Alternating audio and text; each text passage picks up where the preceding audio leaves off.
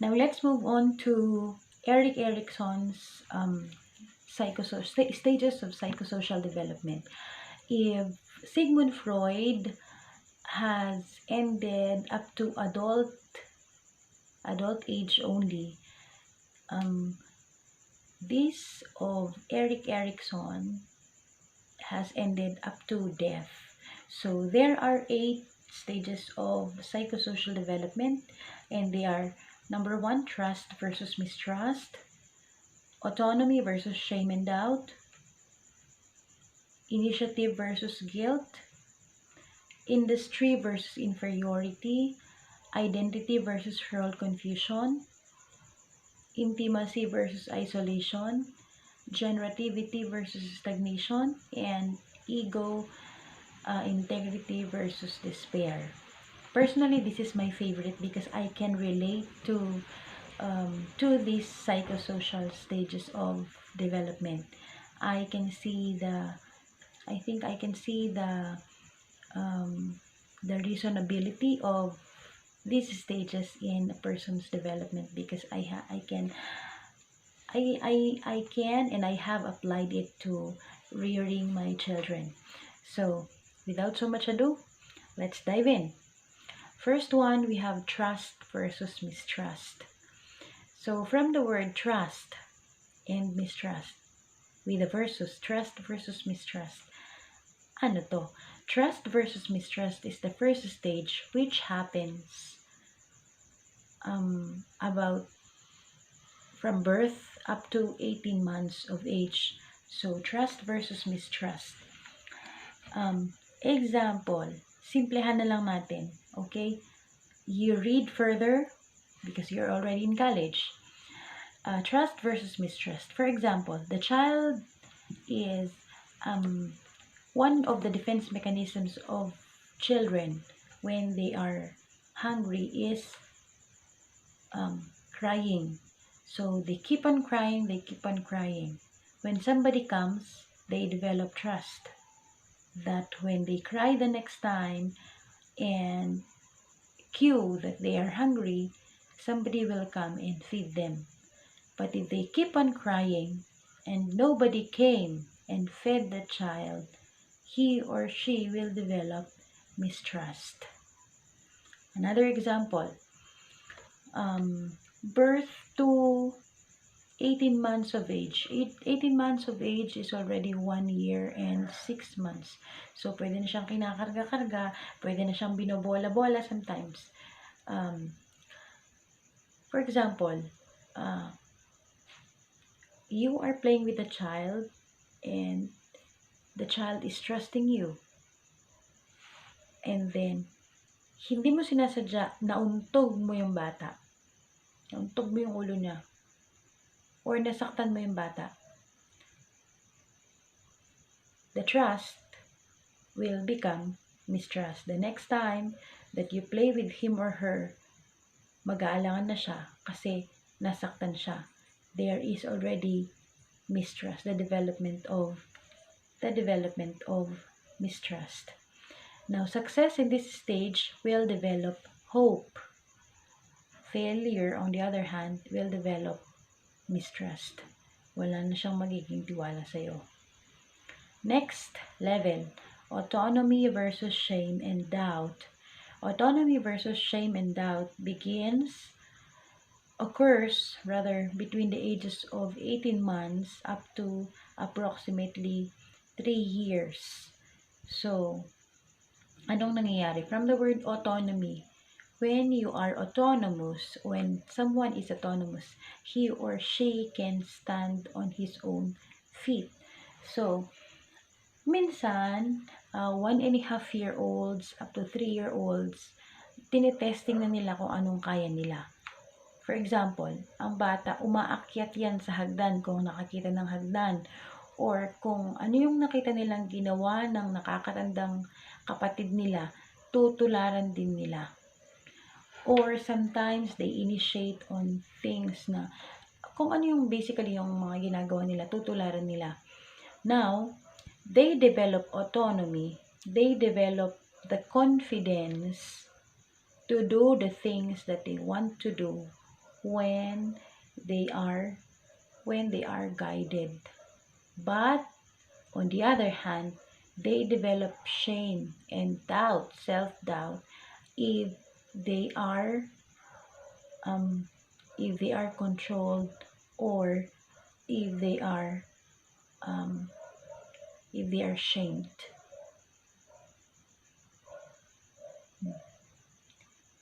Kapag, for example, sinabihan mo na ng yung bata, umakyat siya sa hagdan, sinabihan mo na, huwag kang aakyat dyan, mahulog ka. O nahulog nga siya. Tapos sinabihan mo ng, yan kasi, sabi ko sa'yo, huwag kang umakyat. Kulit.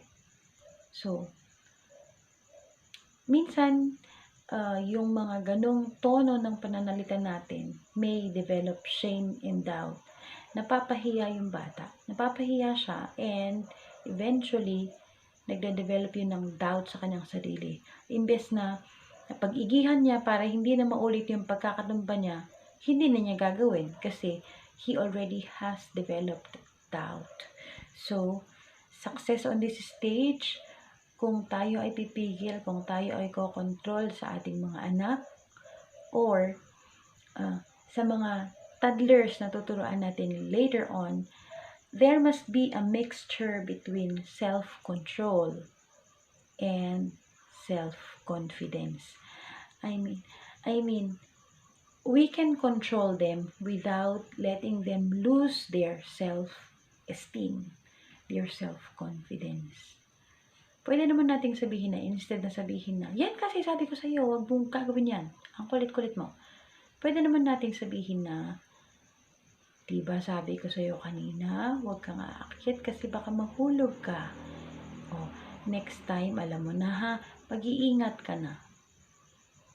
Walang hindi nadadaan sa mabuting usapan. Mga bata pala itong mga ito. Number 3, initiative versus guilt. This happens approximately between 3 to 5 years old. Pero minsan earlier or more advanced depending on the development of the child. So initiative versus guilt.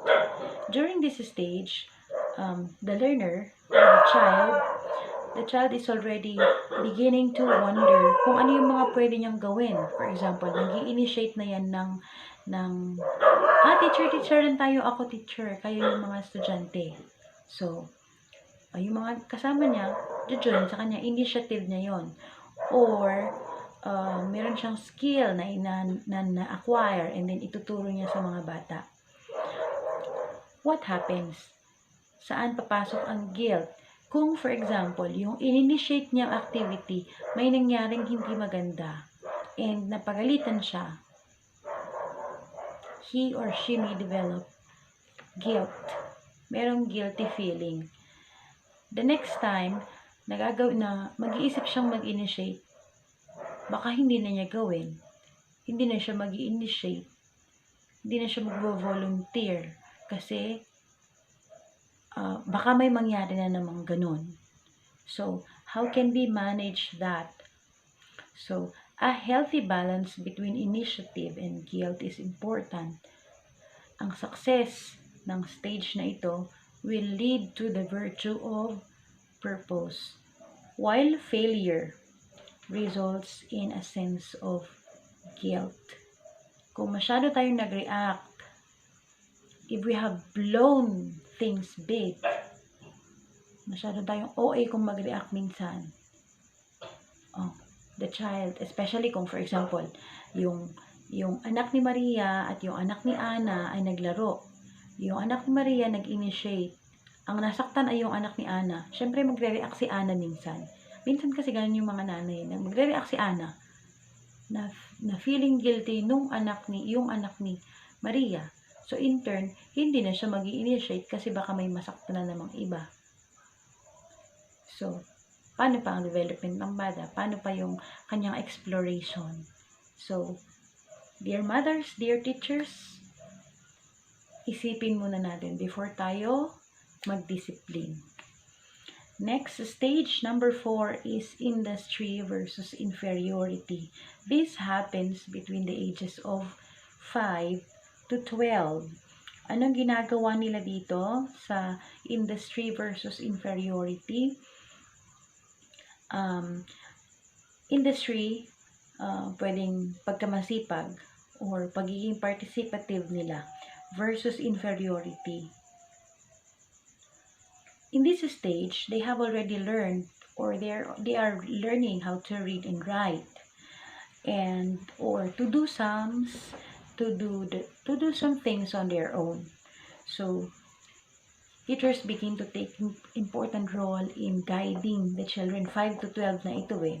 So it is at this stage that the child's peer group will gain greater significance and will become a major source of the child's self-esteem.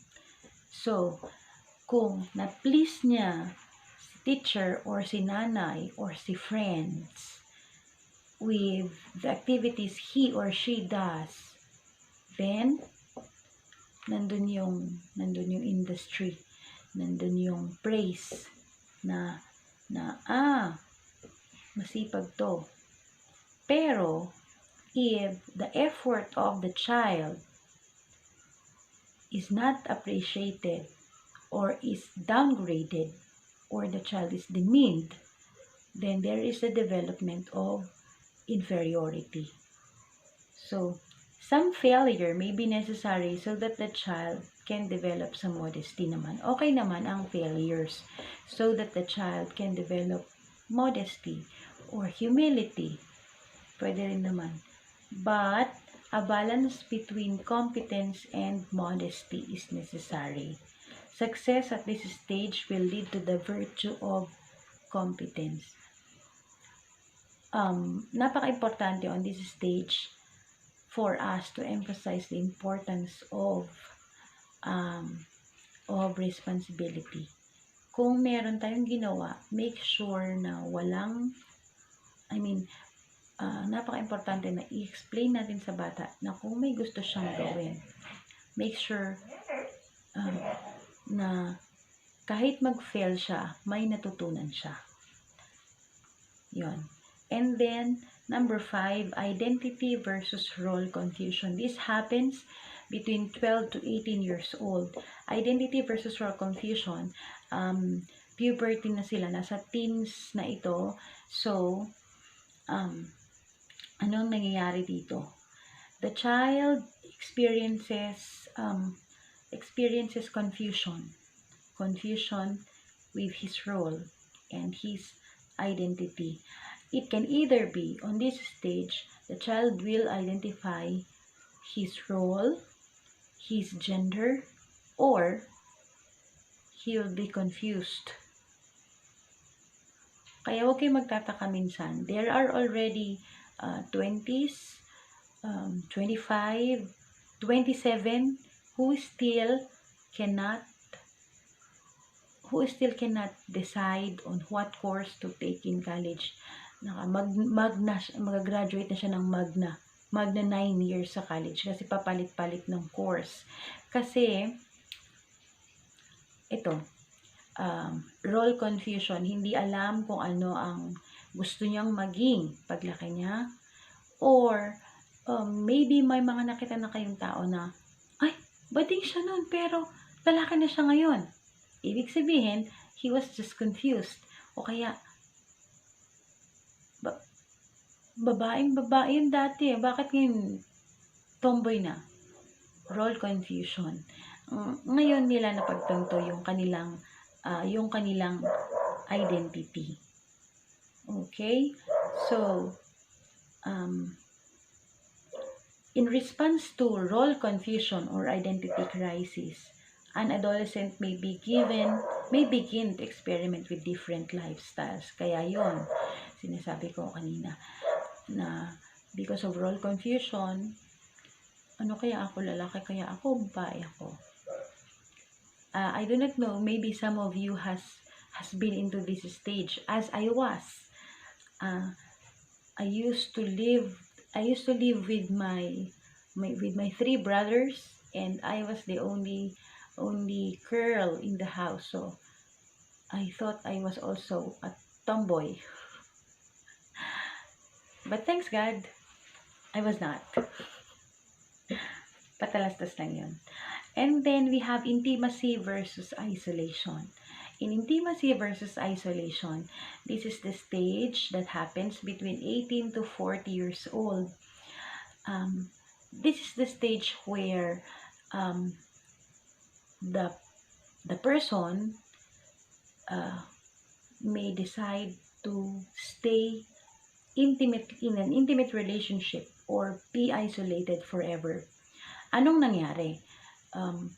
The success of this stage is hindi nasaktan yung person, hindi siya nakaranas ng any negative when it comes to relationship with the other person.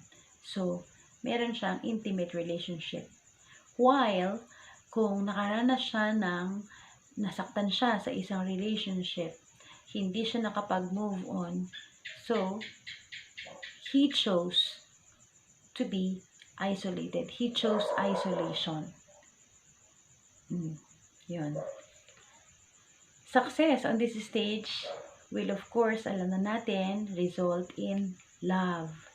And failure on this stage, where the person avoids intimacy, may, take note may po, kasi ang ginamit ko, hindi can, may lead to isolation, loneliness, and sometimes depression.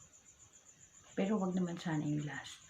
Number 7, generativity versus stagnation.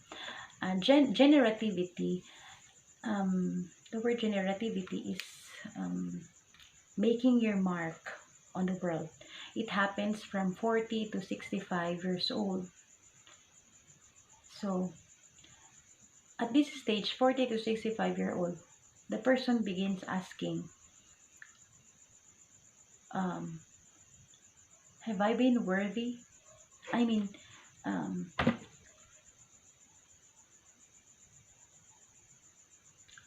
for example, a 40 to 65-year-old nanay would reflect based on how she reared her children. Naging mabuti ba ako sa mundo? Have I contributed to the betterment of the world by just rearing my children? So, generativity versus stagnation. Kung alam niya na naging successful yung mga anak niya or hindi problema sa lipunan yung mga anak niya, pwedeng success yung tingin niya sa sarili niya. Pwedeng masaya siya. But if she feels that nag-fail siya doon, meron tayong tinatawag na stagnation. Success leads to feeling of usefulness and accomplishment, while failure results in shallow involvement in the world. So, itong number 7 na ito na generativity versus stagnation has something to do with number 8. Number 8 is ego integrity versus despair. This happens from 65 up to senescence or old age and even death. So, anong nangyayari dito? Ego integrity. In psychosexual, we have discussed what is ego.